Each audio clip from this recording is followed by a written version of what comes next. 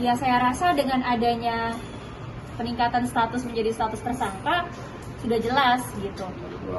Ada 2 alat bukti yang cukup, dan juga tersangkanya juga 2 kasus. Yang saya tekankan lagi adalah katanya edukasi, kenapa yang diserang pribadi? Itu aja sih. Jadi buat saya sangat lucu. Apabila kita edukasi, tadi juga sempat disampaikan oleh pihak di dalam tadi, bahwa apabila kita edukasi cukup menyebarkan ilmu tanpa menjatuhkan personal gitu. Dan itu juga yang dari awal memang saya tegakkan, bahwa selama ini saya tidak pernah melarang membuat dia sulit untuk mengedukasi, tidak pernah, bahkan tidak kenal. Tapi yang saya bingung adalah kenapa mengedukasi dengan menyerang saya secara pribadi, menyerang keluarga saya, menyerang agama saya. Itu yang buat saya terganggu sekali gitu. Jadi kalau ditanya kenapa lapor, tadi juga ditanya juga kenapa saya melapor, apa yang saya tuntut.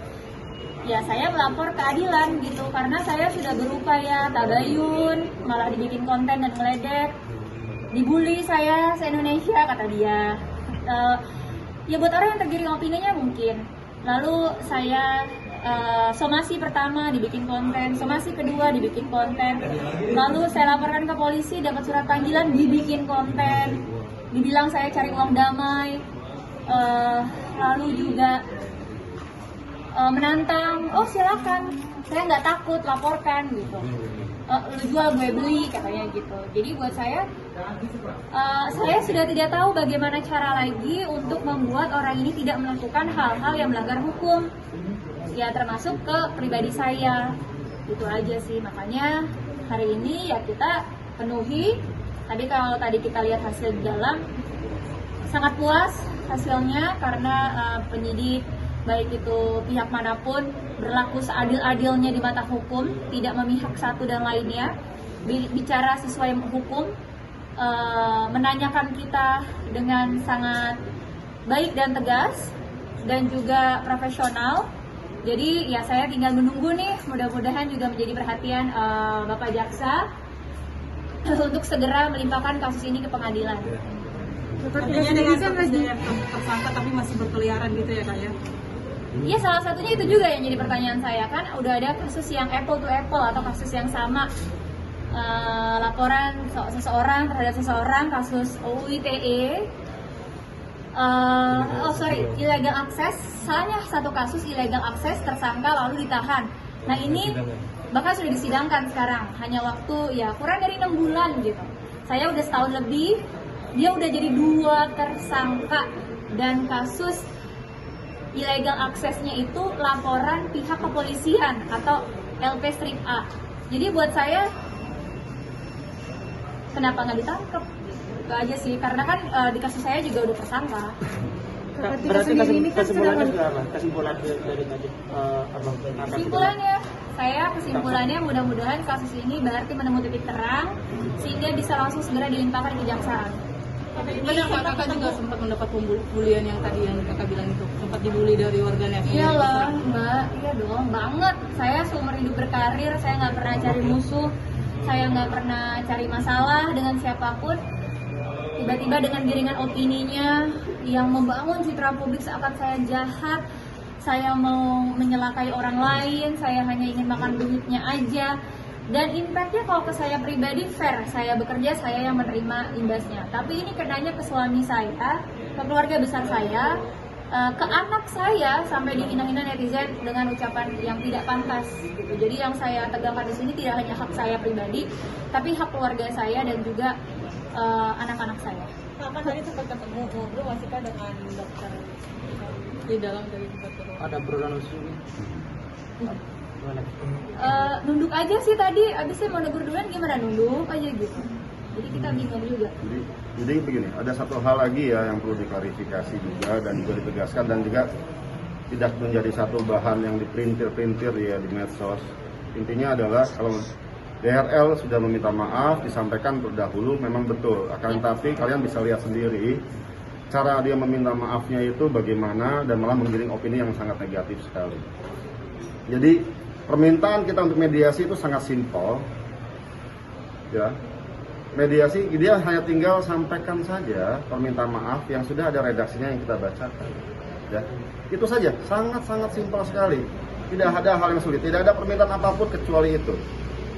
Kita sampaikan redaksinya, dia sampaikan, dia ucapkan di media sosialnya, silakan. Case close, gitu ya. Semudah itu. Semudah itu, hanya semudah itu. Jadi ya jangan dipelintir ke sedemikian rupa seolah-olah Kartika Putri bagaimana, ini bagaimana, tidak ada seperti itu.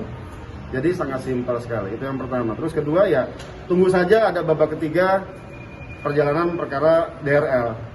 Ya, antara Kartika Putri pertama dengan LPL ada satu lagi, tapi nanti saja kalau sudah naik ke penyidikan. Iya. Ya. Jadi tidak hanya laporan saya, mungkin akan ada yang menyusul. Itu aja sih. Jadi buat saya pribadi di sini yang mau ini lanjut sampai hari ini sebenarnya pihak tersangka. Kalau pihak saya kan dari awal tabayun, saya ngasih nomor telepon, saya somasi pertama, somasi kedua, mediasi di Palembang pun saya bilang siapa yang bisa menjamin untuk kamu tidak mengulangi. Lalu dia dengan lantang bilang tidak ada yang bisa menjamin diri saya, termasuk diri saya. Yaitu ya buat saya, oh tidak ada etikat baik. Jadi kalau ditanya kenapa kasus ini berjalan terus, karena kita menangkapnya adalah kasus ini jalan terus karena tidak ada etikat baik dari tersangka. Kak Kartika kan sekarang lagi mengandung, bisa dibilang kasus ini mengganggu kandungan nggak sih Kak? Insya Allah enggak. Rugi saya udah banyak ruginya karena kasus ini. Rugi material, imaterial, dan saya tidak mau lagi merugikan keluarga saya. Dulu sempat air susu saya berhenti waktu menyusui Kalisa, dan sekarang saya juga nggak mau sampai mengganggu kandungan saya. Menurut saya tidak worth it untuk keluarga saya. Jadi saya percaya pada pihak keluarga saya selaku kuasa hukum yang akan terus menggiring atau menjaga kasus ini berjalan terus, dan juga saya percaya untuk kepada pihak kepolisian, pihak Polri juga akan menyamaratakan kita semua di mata hukum sehingga kita semua memiliki hak yang sama dan menegakkan keadilan seadil-adilnya. Dan sekarang saya hanya meminta atensi dari jaksa untuk segera dilimpahkan ke pengadilan. Kan ada agenda selanjutnya nggak sih Kak setelah ini? Selain aktor. Kenapa? Ada agenda selanjutnya. Kita menunggu saja dari penyidik ya, karena memang prosesnya sekarang penyidik akan melengkapi berkas dan dari pihak kejaksaan akan menilai apakah berkas itu sudah lengkap. Apabila sudah lengkap, kemudian nanti jaksa akan mengirimkan surat kepada penyidik agar supaya melimpahkan berkas dan tersangkanya ke kejaksaan, dan kejaksaan selanjutnya akan mendaftarkan kasus ini ke pengadilan seperti itu. Tapi saya lega sedikit, saya mau bicara bahwa saya lega sekali. Selama ini saya sebenarnya tidak bisa mengutarakan perasaan saya atau pemahaman saya tentang kesalahan. Tadi di ruangan tersebut berapa kali ditegur dan diberi nasihat untuk jangan berkomentar sesuai persepsi dirinya sendiri gitu. Tapi tersangka juga ditegur bahwa berkomentarlah sesuai fakta dan kenyataan dan aturan hukum. Itu yang buat saya, yaitu kan mungkin selama ini di media terbawa suasana karena dia berkomentar menurut pendapat pribadinya, bukan berdasarkan hukum atau bukan berdasarkan fakta dan bukti gitu. Jadi ya saya senang hari ini, alhamdulillah.